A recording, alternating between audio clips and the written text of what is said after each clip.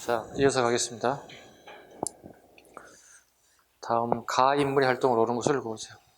이건 낙산사는 낙산사, 하엄사 단어 하나만 가지고도 이분임을 갖다 우리가 금방 캐치할 수 있어야 돼요. 하엄사상을 정립한 의상이 신라 문왕때에도 전해지고 있다. 하엄 일승 법궤도라고 하는 글을 남겼습니다. 하엄 일승 법궤도는 문자도입니다. 문자로 그림을 그렸다. 이렇게. 즉, 여기에 하엄의 세상을 그대로 여기에 표현하게 되었다. 저수라 했는데 이는 모든 존재는 상우우전적인 관계에 있으면서 서로 조화를 이룬다는 것이 중심 내용이다. 이 인물 활동을 옳은 것을 고르세요. 1번 수선사 결사를 통해 불교계를 개혁하려고 하였다. 진울입니다. 고려 무신정권 시기, 최충원 정부 시기의 진울에 대한 얘기입니다. 수선사는 우리말로 번역하면 승려의 본연의 모습으로 돌아가자, 이런 뜻을 가지고 있습니다. 수선사란 즉 승려들이 부패를 갖다가 떨쳐내야 되지 않겠느냐, 수선사 결사운동입니다. 계속 불교가 많이 나오는데요.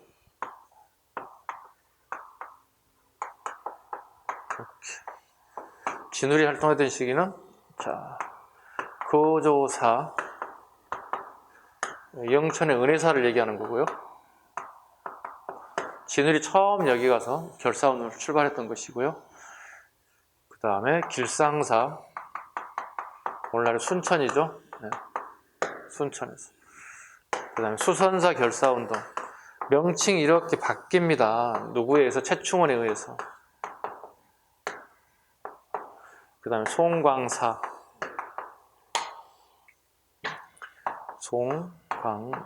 명칭이 이렇게도 바뀝니다. 이건 원간섭기에 이렇게 맺죠. 송광사는 그렇고 여기에 가장 큰 의미를 가지고 있죠. 진울이 결사운동을 하는 것이니까. 결사란 종교인들이 같은 목적을 가지고 이렇게 뭉쳤다. 즉 부패한 불교계, 타락한 불교계를 고쳐보겠다. 그런 의미를 가지고 운동입니다. 두 번째, 심성의 두할 유불일치설을 주장하였다. 예, 진울의 제자가 해심입니다. 이 사람은 원래 유학자 출신인데 불교를 공부해봤더니 유교나 불교나 별 차이가 없더라. 꼭 같더라. 그래서 유불일치설을 주장했죠. 스승과 제자지간이니까 사제지간이 되겠죠. 이렇게. 가끔 승려들 쭉 나열하고 선후관계 물어본다면 제자가 스승 위로 올라가면 안 되겠죠. 스승, 그 다음에 제자 이렇게 와야 되겠죠. 기본적으로. 이런 구조도 나오기 때문에 같이 잡으시면 되고요. 그 다음에 불교의 경전에 대한 주석서를 모아 교장을 편찬하였다. 이거 이제 의천입니다. 의천 여기면 적으면 안 되겠고, 위에다 적어볼게요. 의상 위에 적어볼게요. 의상은 신라니까 안 되겠고, 진울 앞에, 여기 심편제종 교장 총록이죠.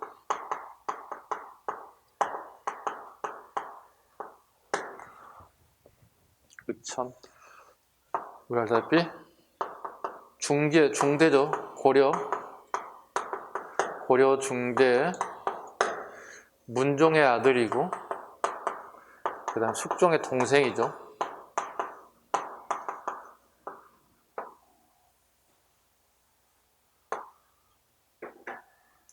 중국 유학 갔다 옵니다. 즉 송나라에 유학 갑니다.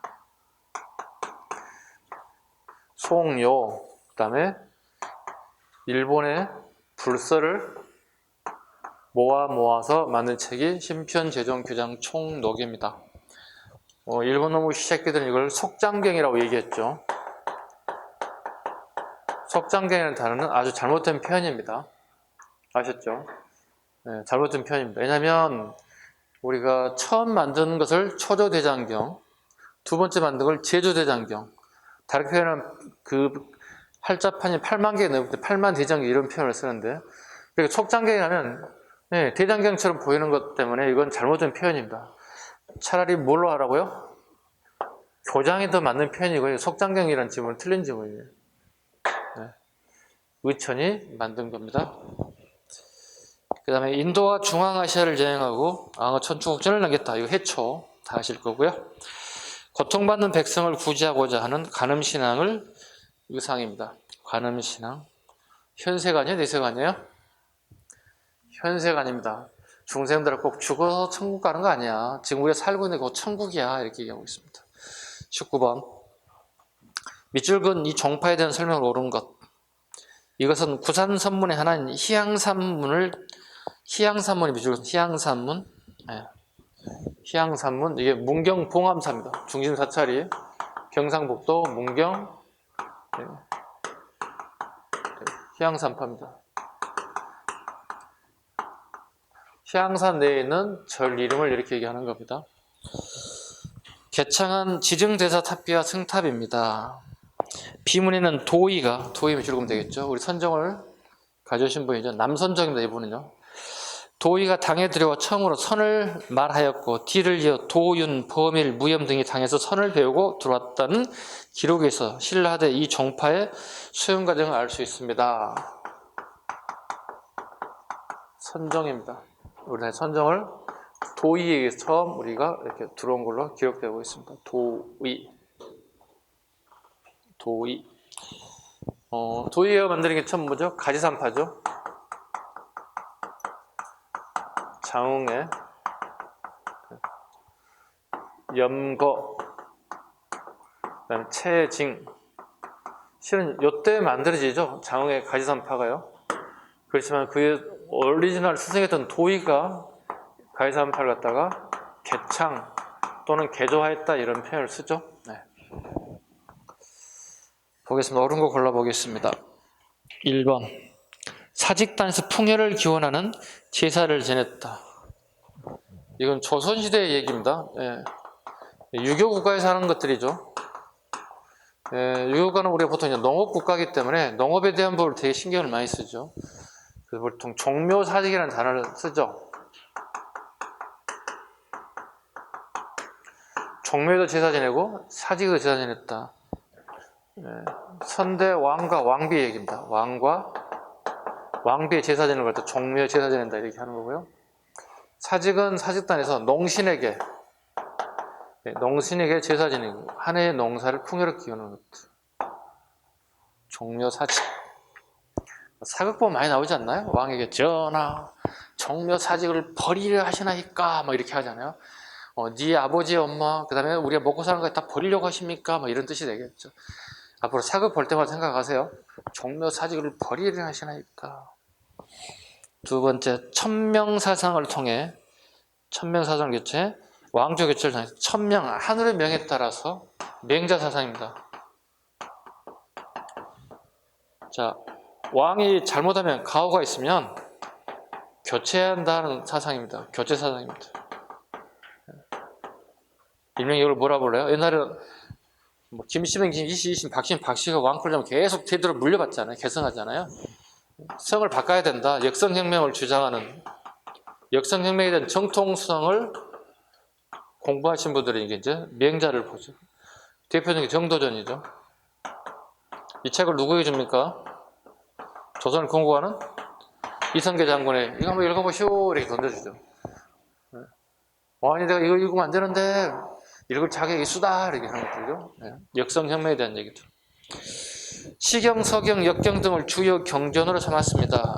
유교의 삼경을 시경, 삼경, 역경이라 하죠. 4번 신선사상과 불로장생이 결합됐다. 이건 도교입니다. 신선사상과 결합하여 불로장생을 추구했다. 도교에 대한 얘기. 참선수행과 깨달음을 얻고자 했다. 네. 선정에 대한 얘기. 답은 5번이 되겠군요. 문제 20번. 다음 가와 나에 대한 설명으로 보기에서 옳은 것은 이거 불국사 위에 올라가면 있는 것들 중 하나 쌍탑이죠. 서로 마주보고 있죠. 즉 신라인들이 꿈꿨던 통일과 관련된 부분이 현재 이루어졌다. 그러니까 꿈과 현실이 하나가 됐다는 의미를 가지고 있는 게 쌍탑이 서로 마주보고 있죠. 그러니까 그 신문학 때 만들었던 가문사도 서로 쌍탑이 서로 마주보고 있는 거야. 통일이 이루어졌기 때문에 마찬가지 여기도 이렇게 쌍탑을 마주보고 있는 것들입니다. 자, 가는 석가탑, 다는 되게 복잡하죠. 다보탑. 자, 옳은 거 골라보겠습니다. 기업번, 가문사지 3층 석탑에 양식을 계승하였다. 맞고요.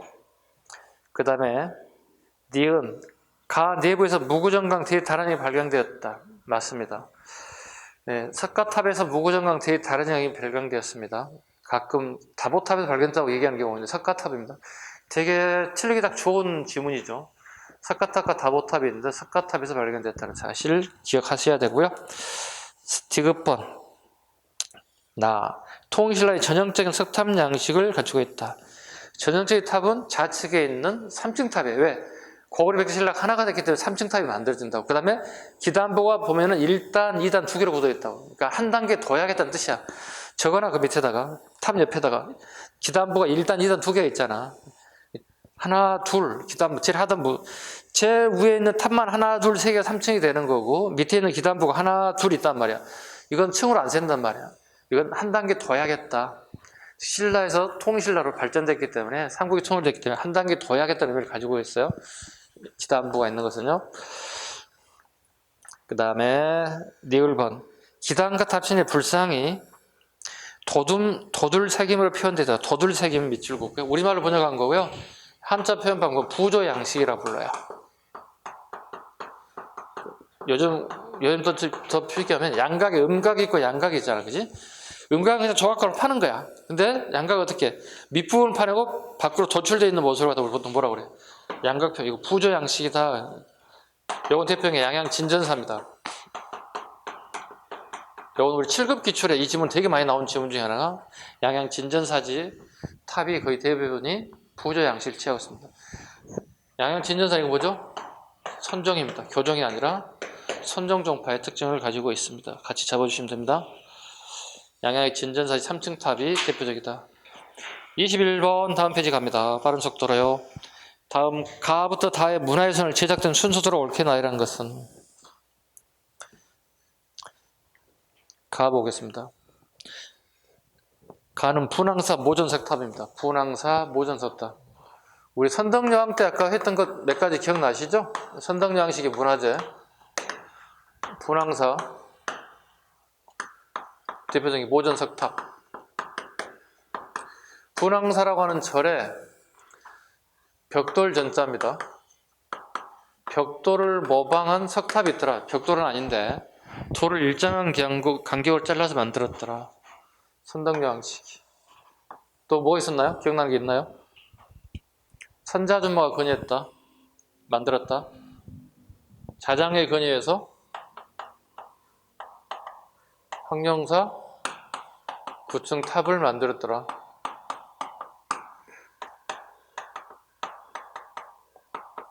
첨성대 기억나시죠? 통일 전에 선덕여왕식, 통일 전 겁니다. 두 번째 나아갑니다.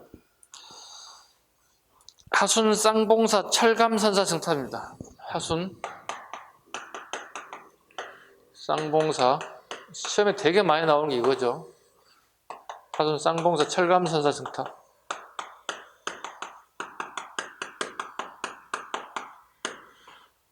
하순 쌍봉사 철감선사 경문왕 868년 9세기 후반이죠. 하순 쌍봉사 철감 선사승탑. 지금 보시면 자 기단부하고 중간하고 저기 지붕 부분 봐봐요. 각이 몇 각이 되어 있어요? 8각이에요, 4각이에요, 원형이에요? 8각 원당형이라고 불러요. 자 봐봐. 승탑이란 철감선사가 죽고 난 다음에 하장을 하고 난 다음에 승탑에다가 무덤을 만들었다는 뜻이에요. 쉽게 해서 승려들의 무덤이야, 승탑은. 그러면 그 승탑의 중간 부분을 이렇게 돌려서 이렇게 푼다면 그 사이에 홈이 있을 거야. 그럼 홈에다가 이 물병이 승려들의 살을 이렇게 집어넣고 그 사이 쭉 집어넣고 이렇게 다시 조립하면 되는 거예요. 일종의 승려들의 무덤입니다. 이게 뭐예요? 가장 팔각 원당이 승탑이 뭐예요? 기본형에 처음 등장한 게 팔각 원당형이 나오는 거예요. 팔각 원당형 다음에 뭐가 나와요? 고려시대 가면 구형. 중간에 축구공모랑 돼 있다고. 구형. 그 다음에 뭐가 있어? 평면 사각형. 밑부분, 윗부분 다 사각형 된다고. 그 다음에 뭐예요? 석정형이라고 이렇게. 작년부터 계속 강조하고 있는데 승탑의 변형된 형태, 승탑이 어떻게 시대에 따라 변해되느냐, 이 변형 형태를 물어볼 순서가 나올 때가 됐는데 단독 문제가 나오든 선택지 지문이 나오든 간에 나올 거란 얘기야. 하나, 둘, 셋, 넷 이런 순서 정도. 네, 이렇게 문제 풀면서 한 번씩 또 다시 정리 한번 해주시기 바랍니다. 아신 분들 다 아실 거고요. 그 다음에 다 불국사 석가탑입니다. 이건 751년 경도광 때입니다.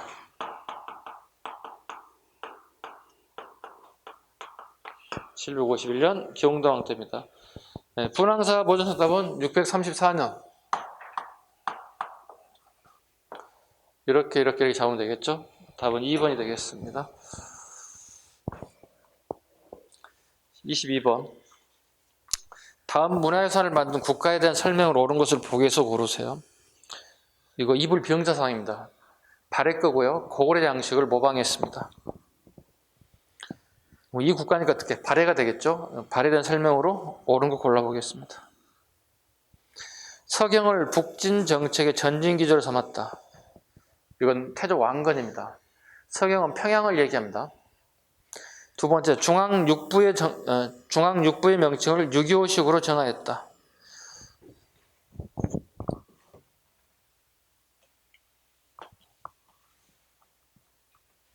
이것도 마찬가지로 발해입니다. 네.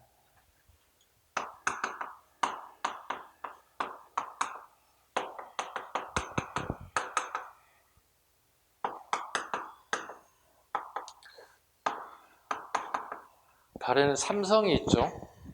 정당성, 선조성, 중대성. 네. 글자 따서 외울 수도 있어요. 정, 선, 중. 당나라 제도를 이렇게 모방하죠. 언제? 문왕 때, 무왕 때. 문왕 전기 후기. 문왕 후기가 되면 어떻게 된다고 그랬어요? 당나라의 문화를 수용하기 시작한다고 그랬잖아요. 네. 당의 삼성은 뭐예요? 중서성, 문화성, 상서성. 성자가 붙이면 되죠. 이렇게. 중서성, 문화성, 상서성을 그대로, 성은 명칭은 다르지만 전혀 다른 명칭으로 사용하고 있다. 이게 삼성이죠. 중앙 육부 조직. 네.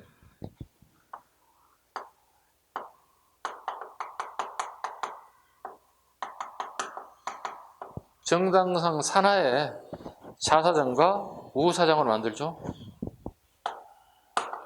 충, 인, 의, 지, 예, 신. 붙자가 붙여야 돼요.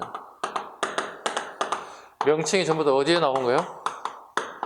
유교에 되게 영향을 많이 받은 명칭이 충부, 인부, 이부, 지부, 예부, 신부.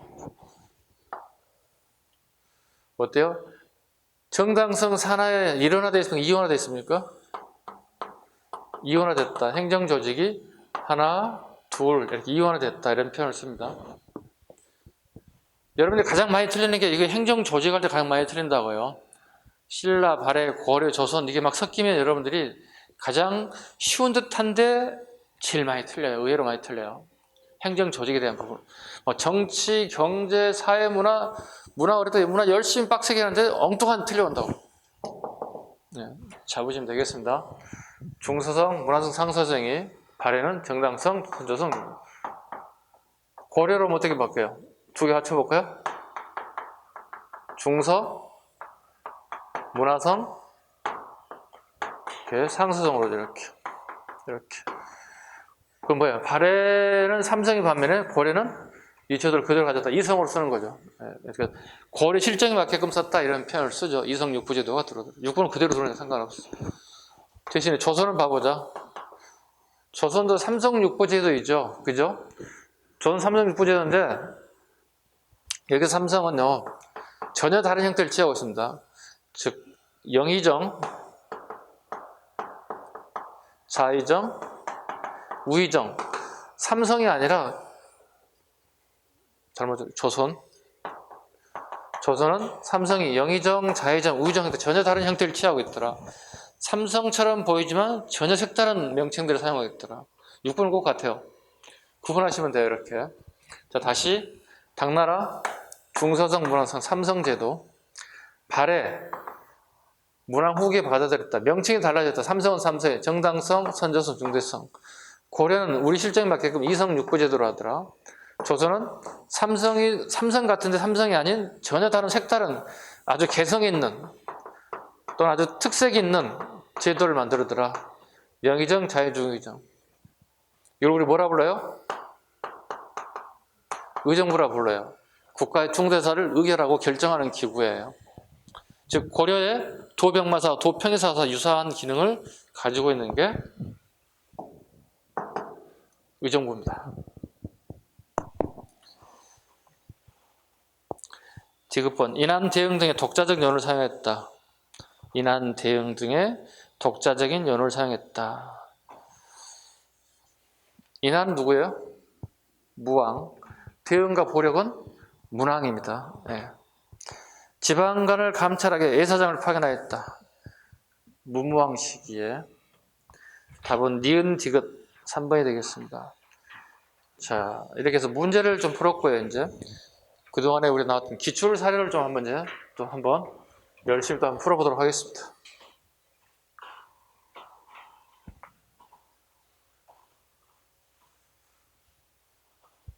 페이지 56페이지. 자, 1번 문제부터 하나씩 같이 보도록 하겠습니다. 1번. 발해의 국호는 처음에는 진국이라고 하였다. 맞나요? 맞죠. 누구에게 한 거죠? 당나라가 건국자였던 대조영에게 처음에는 진국이라 하였다. 당나라 책봉을 받은 뒤에는 발해라고 하였다. 맞죠? 진, 그 다음에 발해라고 하였다. 왕의 명칭도 뭐라고 그랬다? 왕이라 하지 않고 군왕이라고 칭했다. 국왕으로 칭명한 것은 문왕 때 가야 가능한 얘기더라. 구분하셔야 되겠죠. 발해 군왕과 구분하시죠. 여기는 되게 낮게 보는 거, 이건 정상적인 국가로 보고 있는 거잖아요. 2번 지문. 고왕 대조영은 당으로부터 발해 국왕으로 봉해졌다. 아까 얘기했죠? 국왕을 칭한 것은 문왕 시기가 돼야 된다. 3번 지문. 무왕은 일본에 보낸 외교 문서에서 고구려 계승의식을 천명하고 있다. 네, 거기에 고려라고 쓰고 있습니다. 네, 외교 문서에 우리 고려는 이렇게 쓰고 있죠. 고려라는 나라는 918년에 건국되기 때문에 아직 한참 뒷 얘기지만 결국은 고구려로 볼 수 있다는 얘기죠. 고구려의 후손임을 보여주고 있습니다. 4번 지문. 무왕은 일본과 국교를 맺었고 해군을 보내어 당나라를 공격하기도 했다. 당나라에 해군을 보냈어요. 누굴 보냈어요? 장문유.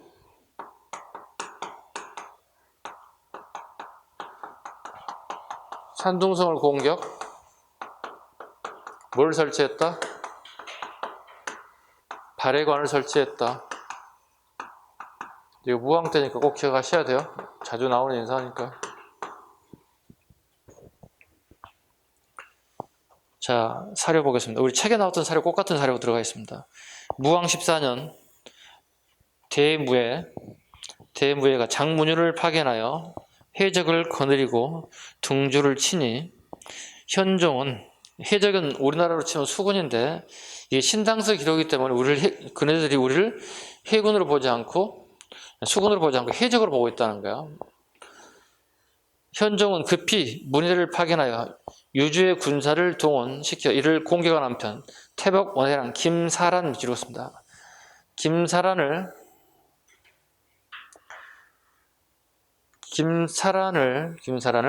사신으로 신라에 보내어 군사를 독촉하여 발해의 남부를 치게 하였다. 근데 마침 날씨가 추워서 눈이 한 길이나 쌓여서 군사들이 태반에 얼어 죽었으니 공을 거두지 못하였다. 김사란 때문에 결과적으로 뭐가 됐죠? 우리 신라와 당이 국교가 재개되었다. 한 56년쯤 될 거거든요. 그러니까 그 문무왕 때 나당 전쟁을 하고 난 다음에 한 56년쯤 됐을 때쯤에 다시 당나라와 신라가 국교가 재개됐다. 무엇을 계기로? 김사란이 파견되는 계기로 국교가 재개됐다. 그 결과 신라 국학에 뭐가 들어오기 시작했다? 공자와 그의 제자들이 하상이 안치되기 시작했다. 그 국교를 재개하는 모습을 취하고 있더라. 5번 질문. 문왕은 황상이라는 칭호를 사용하여 황제국임을 표방하였습니다. 그 대표적인 그 사료를 보겠습니다. 일본에 보낸 문왕의 국서 고려국왕 대흠무가 말하기를 일본의 천황이 돌아가셨다는 소식을 들고 슬프고 추모하는 마음에 가만히 있을 수가 없어 보국장군 양승경과 기덕장군 양태사 등을 보내어 표면 및 예교문서 및 물품과 함께 조문하죠. 양태사는 알아두셔야 되겠죠. 양태사, 우리 책에 다듬이 소리가 우리 책에 남아있죠. 다듬이 소리에 고향 생각이 절로 나누구나 뭐 이런 내용들. 이게 문왕식입니다. 기억 잘 하셔야 됩니다. 그러니까 양태사는 결과적으로 일본 천황이 돌아가실 때는 조문사절을 파견해다 봐야 되겠죠. 그죠? 조문사절을 파견했던 인사가 양태사이기도 하겠습니다. 6번. 일본은 발해에 보낸 국서의 발해왕을 고려왕으로 표방하였다. 맞죠? 7번. 문왕은 불교를 배척하고 도교 이상적 제왕인 전륜성왕을 자처하였다. 그 불교 배척의 X, 도교의 전륜성왕이 아니라 도교를 X 하시고 불교를 바꿔주면 되겠죠. 불교의 전륜성왕을 자처했다. 자, 봐봐요. 무력과 불법이 있다면 어떤 걸 통치 방식을 택하겠느냐? 무력이 아닌 불법으로 통치하는 방식을 추구하는 사람을 전륜성왕이라고 얘기해요.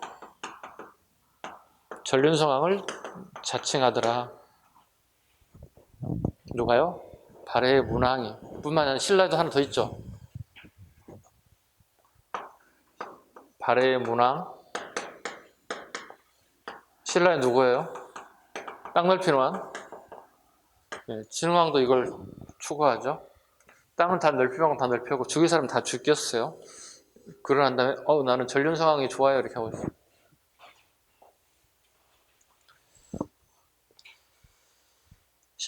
8번. 선왕의 즉위로 왕의 계보가 대종의 직계에서 그의 동생 대야발계로 넘어갔다. 아까 수업 시간에 잠깐 언급드렸습니다. 대야발계로 넘어갔다. 선왕 시기에.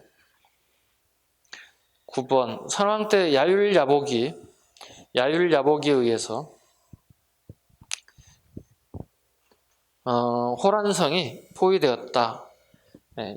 그 야율야복에는 요나라를 세운 태조입니다. 요 태조라고 합니다. 야율야복이.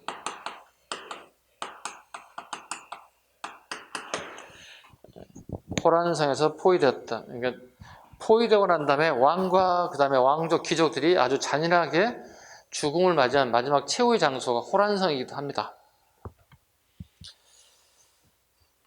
호란성이 포위되었다. 대인선, 발해의 마지막 왕 15대 왕이다. 대인선 또는 애왕이라고도 합니다.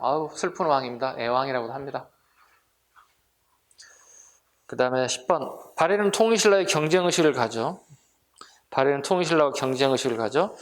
국제무대에서 대립하기도 하였으며 때때로 사신을 파견할 우위를 가지도 하였습니다. 맞아요. 특히 우리 빈곤가에 대한 합격자의 어떤 명단을 적을 때 제일 상위 면번에다가 적어달라는 것들을 가지고 치열하게 싸우는 것들도 보이고 있습니다. 11번. 발해는 9세기에 들어서 비로소 신라와 상설교통로를 개설하였다. 9세기 X 하겠습니다. 왜? 원성학점이 나옵니다. 원성은 8세기 후반이기 때문에 틀린 점이 되겠습니다. 되게 디테일하죠. 이런 게 나오면 여러분 어떻게 미치고 환장하는 거예요, 이거. 왜? 내가 아는 게 아니라 내가 정확하게 알지 않고 애매모호한 것들이 나오면 막 틀리는 거야, 이게. 하나만 틀린 게 아니라 막 5개, 6개 틀린다고. 그 시험은 떨어진 거야, 그런 게 되면. 그죠? 지금 영어 시험 공부하는 거 아니고 한국사는 5개, 6개 틀리면 떨어진다고 보셔야 돼요. 네. 하늘이 돕지 않는 한은.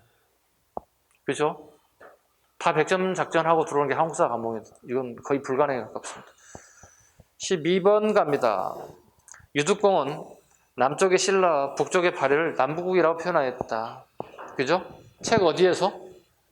네, 발해고란 책도 알아야 되겠죠? 시기는 이 시기에 너무 늦게 나왔어. 언제 유득공이 살았던 시기니까? 18세기 정조 시기예요. 네, 정조 시기 쓴 책이 발해고입니다. 그러니까 보통 우리가 발해사 이렇게 해야 되잖아요. 뒤에 기록할 사자 적어야 되는데 이분도 약간 확신이 서지 않았는지 고자가 고차를 써요. 발해에 대해서 역사를 고차를 본다, 생각해 본다, 되짚어 본다, 고자를 집어넣었어요. 네, 이 사자를 기록하지 않고 고자를 집어넣어서 약간 애매모호한 부분을 표현하고 책 제목에 있어요. 13번 신라는 삼국 중 불교 수용이 가장 늦었고 그 과정에서 전통사상과 마찰을 빚기도 했다. 눌지 마리간 때 잠시 왔지만 무코자가 공인되질 못하고 사망하게 됐고 그리고 나제 동맹 시기 나제 동맹 시기니까 6세기로 와야 되겠죠.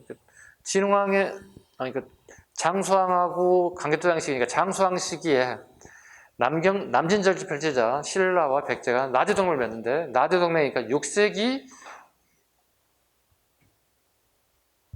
나를 잘못했 5세기 장수왕 이후니까 5세기 이후에 불교가 수용되기 시작했다.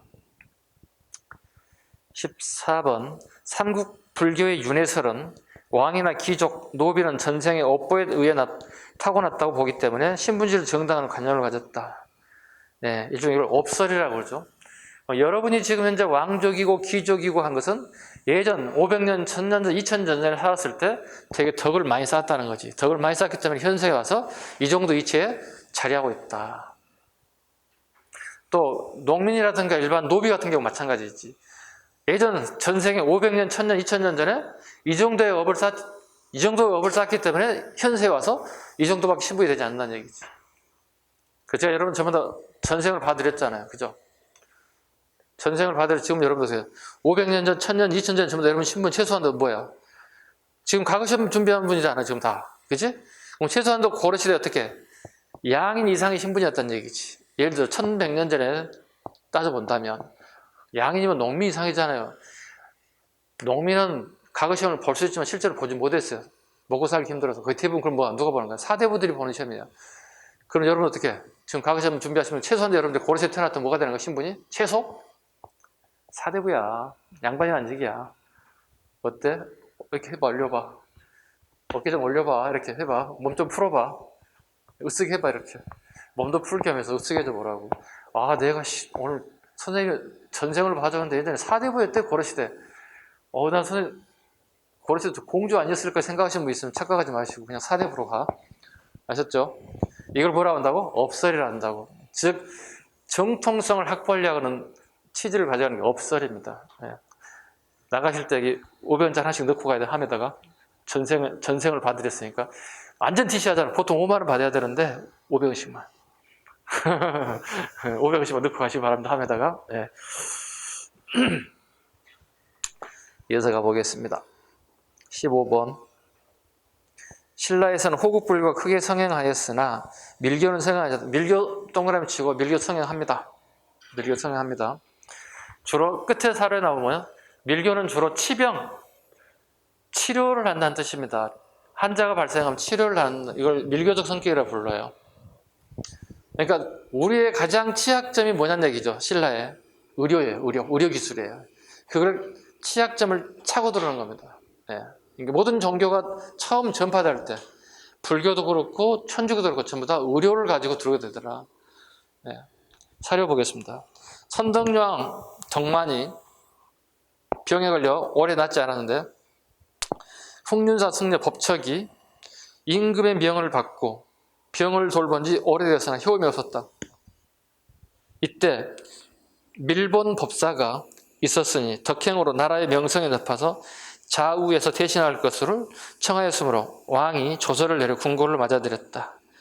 결과 밀교가 주로 치병적 기능을 하였다. 치병에 병을 치료하는 기능을 하게 되더라. 밀교적 성격을 띠고 있더라. 우리 기독교에서도 그거 가끔 하지 않나? 무슨 법회라고 그러지? 치병하는 걸 갖다가? 생각이 안 나네. 생각이 안 나네. 미치겠네, 이거. 이럴 때 생각하면 종교를 갖긴 가져야 되겠는데, 네. 생각이 안 나는데. 가끔 뭐, 안진뱅이가 막 갑자기 설교를 하더니 갑자기 이렇게 일어나서 내가 걸어 다닐 수 있는 상황이 됐다. 막 이렇게 표현한 게 되게 많거든요. 네. 적절한지 모르겠지만, 그렇게 기독교에서도 가끔씩 보면 이런 성격을 가지고 있거든요. 네. 기독교인들이 없나요, 여기는? 손 들어봐, 기독교. 이럴 때 술 아무도 안 든다. 자기가 모르니까. 무슨 뭐라 하는데 기억이 안 나지. 목사한테 전화해 볼 수도 없고 말이지, 지금. 하여튼 있어요. 기독교도 이런 거 있어요. 아셨죠? 네, 밀교도 성격이 있습니다. 16번 갑니다. 원효는 극락에 가고자 아미타 신학을 자신이 직접 전도하고 불교 대중의 길을 놨습니다. 아미타불은 시계에서 극락세계로 가는 것을 하는 불교 신앙을 얘기합니다. 내가 죽고 난 다음에 천국 가고 싶다는 겁니다. 이게 아미타 신앙 또는 정토정이라 불러요. 아미타 사상, 그 다음에 정토정. 내가 죽고 난 다음에 볼 수 있는 거 뭐냐, 이게. 극락세계로 간다.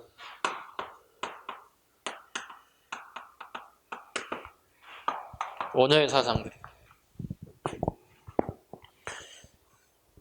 아미타 신앙을 자신이 직접 전도하며 불교 대중화의 길을 열었습니다. 뭐라고요? 남야비타불을 암송하시면 천국 갈 수 있습니다. 이렇게 직접. 내세관입니다.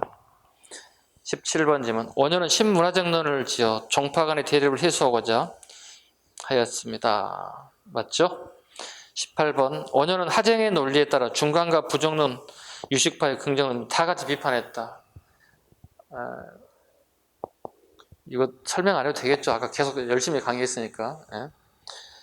그 다음 18번. 18번 했군요. 19번. 원효는 금강산맥경론, 대승기 신농서와 같은 걸출한 저서를 남겼으며 학륜사 국중구답 설걸 권유했다. 이거 아까 비밀 무기 있죠? 암기상. 학륜사는 선자준마. 선덕여왕 때 자니까 자장의 권위. 틀린지 뭔지 아시겠죠? 그래서 하나 외워놓으세요. 그럼 시험장 가서 금방 써먹을 수 있으니까. 학륜사는 선자준마인데 이렇게 외우시면 될 것 같아요. 20번. 의상은 진골 출신으로 원흉사상을 설파하였다. 우리나라에서 원흉사상을 주창한 대표적인 고성은 원효와 의상이다. 자, 원효도 비출 것이고 의상도 비출 것이고 합니다.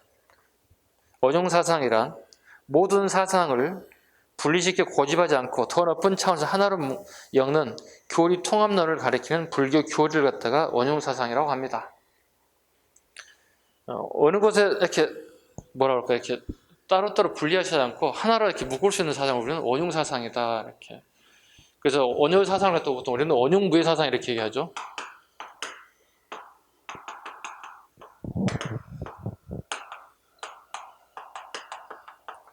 교리 차원에서 하나 통합하는 거고, 무의 사상이란 자기가 하는 행동에 거침이 없다 이런 뜻을 가지고 있어요. 원효의 일생을 보면 통합을 하기 되게 노력을 많이 했고 자기가 승려가 됐고 그 다음에 파괴승려가 됐죠. 계율을 깨는 파괴승이 되었고 파괴승이 되면서 결혼을 하게 되었고 설총을 낳게 되었고 중국 예학원을 가서 깨우치려고 했는데 깨우치지 못하고 도중에 돌아왔죠. 근데 깨우쳤죠. 알다시피 해골바가지 물을 먹고 깨우쳤죠. 그러니까 막힘이 없어요. 그러니까 또 본인이 다시 절에 또 들어가게 됩니다. 절에 또 들어가서 또 승려 역할을 하게 됩니다. 파괴승했다가 유학 갔다가 요속공주와 결혼하고 본인의 행동에 거침이 없다. 왜? 본인의 행동이 자신감과 확신이 있다는 거죠. 우리는 미래가 불분명하죠. 내가 이 한 행동에 대해서 내가 어떤 처벌을 받을 수도 있고 내 행동이 옳은지 그른지를 정확하게 판단하기 어렵죠. 그런데 원효는 그게 저렇게 불분명한 세계에서도 본인의 생각이 되게 확실했던 인물 중에 하나입니다. 우리는 무서워서 못하잖아요. 내가 이걸 하게 되면 안 되는데 조바심도 있고 이게 법적으로 처벌받는 거 아니야? 되게 걱정거리도 많잖아요, 우리가. 근데 원효는 막힘이 없었다. 막힘이 전혀 없었다. 그래서 일반 민들과 함께 속인의 옷을, 속세인들의 옷을 입고 속세인들이 먹는 음식을 먹고 속세인들이 먹는 술을 먹었다. 주로 막걸리를 먹었겠죠. 같이 박을 타며 춤추며 노래했다 이렇게 하거든요. 거침이 없었어요. 예.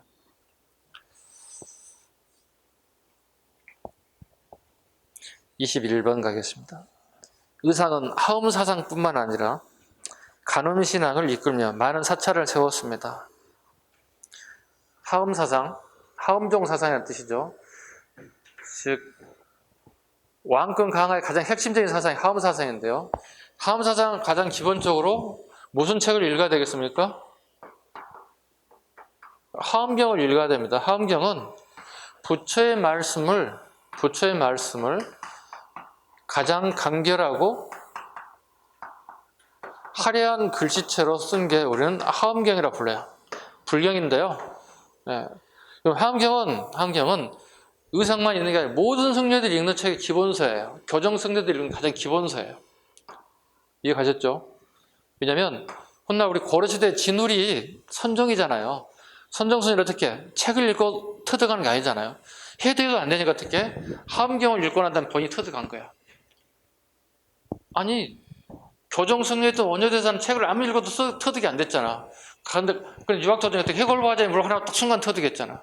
그러니까 터득하는 데는 방법론이 따로 있지 않더라는 거지. 교정은 열심히 공부하라는 얘기고 선정은 열심히 수행하다 보면 순간 터득한다는 얘기인데, 근데 두 분 다 어떻게 따로따로 이렇게 터득하는 케이스가 됐다는 얘기죠. 하음경은 부처님의 말씀을 가장 간결하고 화려하게 서술한 글체인데 하음경을 가장 기본으로 읽었던 책들이다, 성녀들이. 자, 의상도 마찬가지입니다. 하음사상뿐만 아니라 꽃필 화자, 장어로 언자. 꽃이 이 세상에 장을 폈다. 야, 중생들아, 죽어야 천국이야. 여기가 곧 천국이야. 이렇게 하고 있잖아요. 다르게 표현하면 이 나라를 통치하고 있는 이 왕시기가 지금 현재 되게 잘 살고 있는 나라가 아니겠느냐. 이렇게 얘기하고 있다는 거예요. 그럼 결국은 이건 뭐예요? 왕권 사상이에요. 왕권 강화 사상의 핵심이 하음 사상이에요. 뿐만이 아니라 간음신앙을 이끌며 많은 사찰을 세웠다. 간음신앙. 중생들아, 꼭 죽어야 천국 가는 거 아니야. 지금 열심히 잘 사는 게 그거 곧 천국이야. 이게 간음신앙이에요. 간음신앙입니다. 대표적인 사찰, 낙산사, 부석사, 기어령산의 갑사, 삭주의 하산사, 이것 말고도 훨씬 더 많습니다. 다음 페이지. 부산의 금정산의 범마사, 비술산의 옥천사, 전주의 모악산, 국신사, 초암사, 홍련암 등을 참가해. 다 적을 수가 없어서 이 정도만 적었습니다. 예, 다 열거할 수 없을 정도로 많습니다. 22번. 의상은 국왕이 큰 공사를 일으켜 도성을 새로이 정비하려 할 때 백성을 위해 만류하였다. 그 국왕이 누구예요? 통일을 완성한 문무왕이에요. 문무왕 때 신라 경주회각에 예성을 쌓고자 하는데 이분이 반대하죠. 23번. 해초는 인도와 중앙아시아 지역을 여행하고 돌아와 왕호 천축국전을 저술하였다. 왕호 자르시면 돼요. 왕호. 천축국 자르시고요. 천축국은 한자식 표현 방법에 인도를 표현하는 방법입니다. 우리가 인도를 언어로 하면 인디아라고 하는데 우리 보통 인도라고 하듯이 어떤 분들은 인도하고 인도네시아를 구분 못하시는 분들도 계시기도 해요. 가끔씩 보시면.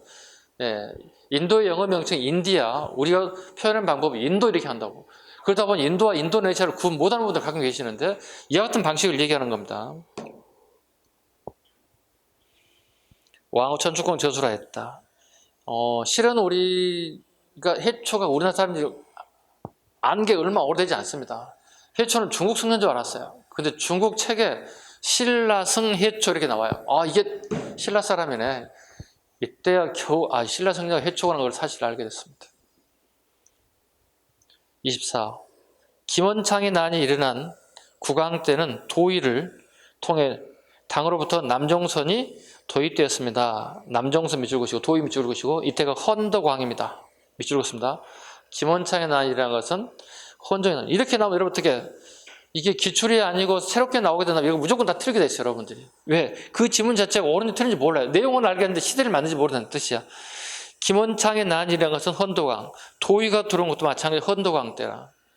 네, 김원창의 난이라는 때 어디서 일으켰어요?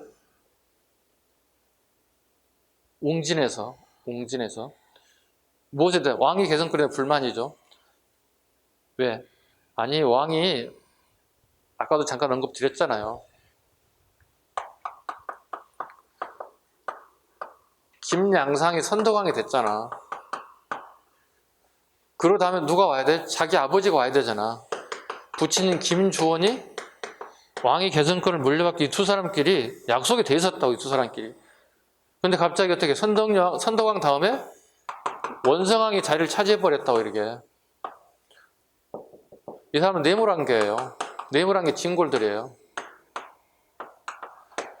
김주원의 아들 누구예요? 불만이에요. 이거 내가 차지해야 되는데, 아버지의 모습 나라도 이거 해야 되는데? 김범문이 어떻게 웅진에서.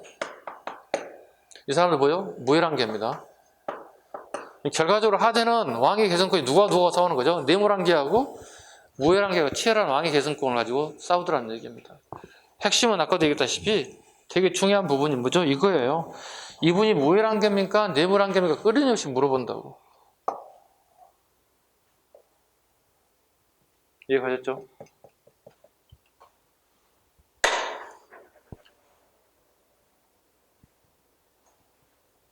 김범문이라고 그랬어요? 김원창. 잘못 적었네. 그 아들까지 적었네요. 김헌창. 그 다음에 이제 김범문 이렇게.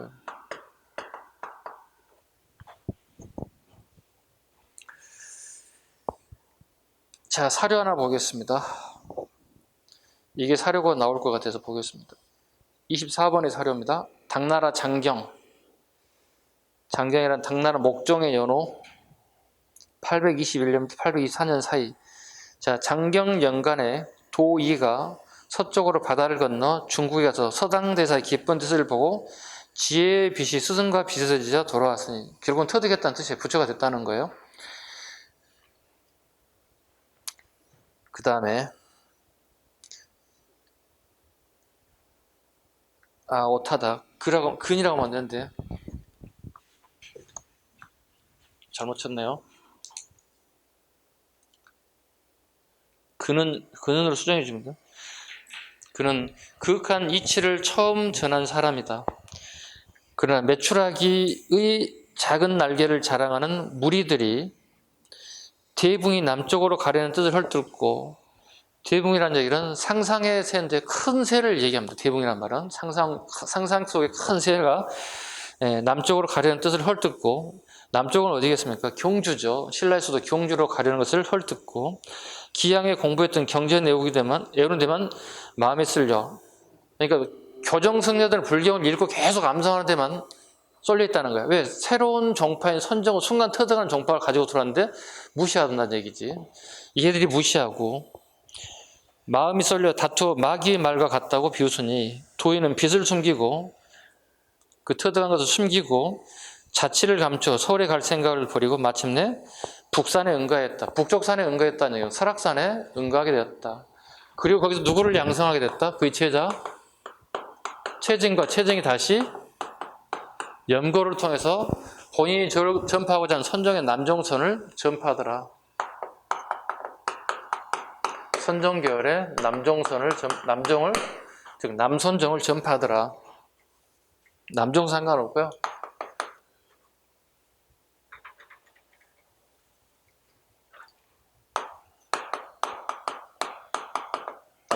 전파하더라. 이 사람에 의해서 뭐가 만들어졌다? 장흥의 가지산파가 만들어지더라. 그럼에도 불구하고 선정의 출발자는 도의가 만들기 때문에 도의가 가지산파를 열었다, 개창했다 이런 표현을 쓰는 거라고. 스승의 뜻을 따라갔기 때문에. 최초의 선정이죠. 25번. 선정은 전제왕권을 강화해주는 이념적 도구로 크게 작용하였다. 선정이 아니라 교정으로 바꿔줘야 되겠죠. 선종은 왕실과 관련 없이 그냥 자기들 본연의 모습의 수행자 역할을 하려고 하는 정파입니다. 관계가 없습니다. 26번 고구려에서는 영계소문이 도교 진흥 정책을 써서 불교 사찰을 도관을 쓰기도 하였다. 네. 도교 언제 전래됐나요? 고구려 후기 영유왕 때 처음 전래가 됩니다. 영유왕 때. 그리고 영계소문이 장려하죠. 네, 불교에 반대해서. 왜? 도교는 상무정신이 남아있기 때문에 전쟁에 필요한 부분을 얻어낼 수 있었겠죠. 27번 사택지적비를 통해 백제가 도가에 관한 이해를 하고 있었음을 알 수 있습니다. 네, 도가 도교 밑줄 것이고 사택지적이 밑줄 것입니다. 오늘 수업 시간에 잠깐 나왔습니다만 네, 사택지적이 살았던 시대를 물어본다면 백제 의장식입니다. 기억하셔야 됩니다. 백제 사택지적인 활동 시기 물어본다. 의장식의 업적을 여러분들이 선택적으로 골라야 돼요. 그럼 의장 업적 가장 대표적인 게 뭡니까? 의장의 가장 대표적인 업적은 뭐 있어요? 어디를 정복하는데? 어디를 정복합니까? 대야성입니다. 합천의 대야성을 점령하게 됩니다. 의장식에 꼭 시험에 나오는 게 딱 정답이 정해져 있어요. 합천의 대야성을 신라 땅 대야성을 점령한다. 그게 의장식이 업적이에요. 됐죠? 선생님, 삼천궁녀는 이런 거 하면 안 돼. 이런 거 시험에 안 나와. 네. 야사 같은 것들 안 나옵니다. 네. 사택 지적에 대한 얘기, 도교에 대한 얘기. 오른쪽 바로 넘어갑니다. 28번. 신라 말기의 교종 숙녀들은 중국에서 유행한 풍수지설을 들여왔다. 자, 틀린 지문이죠? 밑에 설명 그대로 되어 있습니다. 조선은 풍수지술을 들여왔으며 신라대 선종의 부산선문의 동해산문의 승려이자 음양풍속의 대가였습니다. 29번 보겠습니다. 육두품은 어려서부터 경당에 들어가 유학과 할소기를 배웠다. 틀렸죠. 육두품 신라 골품제, 경당은 고구려 교육기관입니다. 자, 경당에 육두품에 서로 질문이 내용이 더 맞지가 않죠. 신라과 고구려가 막 섞여 있죠 지금. 아까도 설명드렸습니다. 경당은 우리 장수왕 때 평양 천도 이후에 지방에 설치한 교육기관이다. 문물을 가르쳤다. 즉 나제 동맹을 통해서 두 개 나라가 군사를 강화시키자 장수왕의 행정정책 중에 하나였다. 이어서 가죠. 30번. 통신라의 독서산품과는 골품 신분에 따라 3등급으로 나누어 관료를 채용하였다. 골품 신분의 몇 줄 것이죠? 골품 신분이 아니라 유교 경전의 이해 수준에 따라서 시험하여 관리를 채용하였다. 책을 누가 읽고 잘 이해하느냐에 따라서 채용하려고 하는 제도였다. 어느 왕 때라고 그랬죠? 원성왕 때. 원성왕 시기 8세기 후반 얘기입니다. 31번. 강수는 애교문서를 잘 지은 문장가로 유명하며 불교를 세계로 비판하였다. 세계로 즐겁습니다. 아까 강수 거 다 적어드렸죠? 기억나세요? 세계교하고 청방 김이문 서 또 뭐 있었죠? 기억나세요? 1시간 전인가 했는데 기억이 안 나시는 분들이 계시기도 합니다. 32번. 설총은 대표적인 게 뭐예요? 설총은 쓴 게 하왕계란 거 다 아시죠? 신문왕 시기에. 예교문서 작성에 능했고 청방인문표를 표했다. 청방인문표 이거 틀렸죠? 청방인문표 강수입니다. 강수입니다. 강수는 예교문서에 능했고요. 청방인문표 청합니다. 청합니다. 리퀘스트 방문, 비지트 영어로 해볼까요? 선생님 영어 선생님이 아닌데 영어가 되죠 갑자기 생각났습니다. 청합니다. 리퀘스트 방문해주세요. 리퀘스트 비지트 청방. 인문은 김인문 사람 이름입니다. 누구의 동생이라고요? 문무왕의 동생이 문무와 동생이 지금 현재 당나라에 갔는데요. 당나라에 처음 갔을 때는 수기기관으로 갔지만 지금 점차 나당 전쟁에 따라서 인질적 성격을 띠고 있다는 거지. 얘기문서를 보냈다. 제발 보내주세요. 네. 전쟁과 관련 없지 않습니까? 이렇게 해서 너무 잘 써서 당나라 황제가 감동을 받아 눈물을 흘리면서 보내줬다는 거예요. 믿거나 말거나 기록이 그렇게 나와 있으니까 그런 줄 알아야지 어떻게 하겠어. 우리가 타임머신 타고 가서 볼 수는 없는 사실이니까. 그 다음에 답설인기서 등을 잘 지었다. 33번 갑니다. 설청은 신문학 때 화엄계를 지었고 성도강 18년 때에는 감산사 아미타 열의 조상기가 있습니다. 요건 한능검에 나온 건데요. 써놓으실 심하라고 적어놓으실래요? 7급에서 주로 다루는 건데 한능검에서 고급에 나왔습니다. 감산사 잘라봐. 감산사 아미타 열에 잘라봐. 감산사 아미타 자르시고 열에 자르시고 그 다음에 조상기 자르시고 이렇게 조상기. 이 내용은 뭐냐면 유불선입니다. 이 핵심 내용은 유교, 불교, 선종에 이걸 삼교라고 그러거든요. 삼교의 정신을 함양하자는 뜻입니다. 유불선 삼교의 정신을 함양하자는 뜻을 가지고 있는 게 감산사 아미타열의 조상 기록입니다. 그러니까 감산사는 절 이름이고요. 아미타열의 불상에 뒤에 요 기록이 남아있더라. 이걸 설총이 만들었다, 지었더라. 323번에 색깔표 좀 칠해봐. 이렇게 좀 나중에 한번 포인트를 잡으시라고. 난이도가 높은 문제니까 감산사 무슨 내용 모르도 상관없으니까 이거 설총. 설총이 만든 대표적인 문서이더라. 34번 채치원은 빈곤가에 합격한 뒤에 항소를 격퇴하는 글을 써서 당에서 명문가로 유명해졌다. 그죠? 토항소 경문이라는 걸 우리가 기억을 할 수 있죠. 36번 금동연가 7연명 열의 입상의 얼굴은 가림하고 두꺼운 법의를 입었으며 옷자락이 좌우로 뻗쳐 있어 밑줄 긋습니다. 우리 북이 송할 때 북이의 양식의 영향을 받은 것으로 보입니다. 금동연가 7연명 열의 입상이다. 근데 웃기는 게 이게 경남 의령에서 발견됐다는 거야. 고구려 불상인데 발견된 의령에서 발견된 이유는 몰라요. 누구도 몰라요. 단지 추측일 뿐입니다.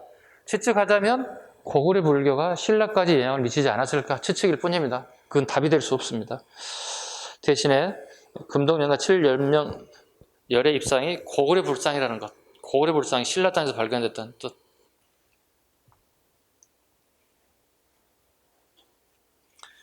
(37번) 자, 보겠습니다. 왕이 기산으로 사냥을 나가서 7일간 돌아오지 않은 사이에 두 여자가 서로 다투게 되었는데 하이가 치에게 너는 한가의 비첩으로 어찌 무리함을 삼한가라고 꾸짖었으니 치이가 부끄러워 한을 원한을 품고 도망쳐 돌아갔다. 왕이 이를 듣고 말을 쫓아갔으나 치이는 노하여 돌아오지 않았다. 왕이 일찍이 나무 밑에 심에서 꾀꼬리가 날아 모이는 것을 보고 항조가를 지었다. 핵심은 항조가 지으면 밑줄 그으면 되겠죠. 내용 펄펄 내는 꾀꼬리는 암수가 정다운데 애로운 이내 몸은 니와 함께 돌아갈까. 이거 작년까지 얼마 되지 않았죠. 기출 작년이 아니고 올해 2021년이고 몇 달 전이군요. 해가 아직 안 넘어갔으니까. 이게 이제 유량의 대표적인 시 항조가죠. 국내성으로 천도했다. 이게 선택지 답이 됐습니다. 다 맞으라고 주는 건데 틀리신 분이 가끔 계세요. 항조가가 국어에도 나오고 역사에도 나오는 틀리신 분들이 계십니다. 38번 고구려 해자는 595년 영양 6년에 일본을 건너가 백제 해총과 함께 쇼토쿠의 스승이 되었다. 해자 해총 공통적이죠. 쇼토쿠 수상이 됩니다. 해자 해총 두 분 다. 39 고구려 소수림왕 때 외에 종이와 먹이 제작 방법을 정했다. 소수림왕 X 영양왕 때로 바꿔주면 돼요. 영양왕 때 담징 영양왕 담징으로 바꿔주면 돼요. 별거 아닌 게 틀리시면 안 됩니다. 다음 페이지 보시죠. 고구려 영왕 때 승려 담징과 법정을 바쳤다. 담징은 오경을 알고 또한 채색 및 종이와 먹을 만들 수 있었으며 아울러 연자방아를 만들었다. 연자방아까지 찍었습니다. 연자방아도 전파했다. 연자방아는 이렇게 말이나 사람을 통해 이렇게 돌려서 뭐 우리 곡식의 씨앗을 벗기는 그 정도 역할을 보시면 되겠습니다. 자, 두 개 예상 문제 보겠습니다. 무왕 때 미마지는 일본의 기양무 불교 정당의 가면극 기양무 직위마련은 조경술 관력은 천문역법. 관력은 우리 책에 나옵니다. 천문역법이 나옵니다. 근데 지금 책에 나오지 않는 게 기양무입니다. 미마지의 기양무. 결과적으로 기양무란 결국 뭐죠? 음악입니다. 그 다음에 직위마련은 조경술. 그 신라의 고구려의 이 조경술이 일본에까지 전파됐다. 그 조경은 우리 아시죠? 그 백제인들의 그 특이한 조경, 일본 애들 특이한 조경 아시죠? 되게 되게 작은 사이즈로 이렇게 나무도 위에 옆에 다 잘라서 조그맣게 만드는 것들, 그 다음에 중간에 조그마한 돌들 하나 넣고, 어떤 우리 동양어로 친다면 미백의 어떤 공간의 아름다움을, 여백의 아름다움을 이렇게 나타내려고 하는 표현이 일본 조경술의 하나인데 그게 고구려에서 건너갔다는 겁니다. 41번 7세기 후반 승려 심상에 비추었습니다. 심상에 의하여 전해진 하엄사상에 비추었습니다. 일본 하엄정을 일으키는데 많은 일을 줬다. 일본에 하엄정이 일어났다는 얘기 뭐죠 이때? 7세기에 돼야만이 일본 애들 전제정권이 시작됐다. 하살표 하시고 전제정권 시작입니다. 하엄정이 있어야만이 전제정권이 시작되는 겁니다. 왕권이 강화되는 시기가 되는 겁니다. 그 다음에 하쿠 문화 성립에 이바자했다.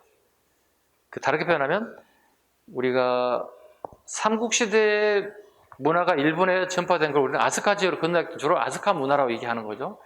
아스카 문화는 주로 우리가 실생활에 필요한 것들 주로 많이 전파됐어요. 먹고 사는 문제들이. 근데 7세기 통신라 이후에는 하쿠 문화가 전파됐어요. 이쪽에 이제 이데올로기, 사상들이 많이 전파됐어요. 뭐 유교라든가, 그다음에 불교 하엄 사상이라든가 이렇게. 그러니까 삼국시대 아스카 문화, 아스카 지역으로. 그다음에 통신라 시대 하쿠 문화. 문화라는 것뿐만이 아니라 통신라의 문화와 당의 문화가 섞여져 있는 문화들이 일본으로 전파돼요. 이걸 하쿠 문화라고 불러요. 하쿠 지역에 전파됐다. 자, 여기까지 잠시 시작하겠습니다.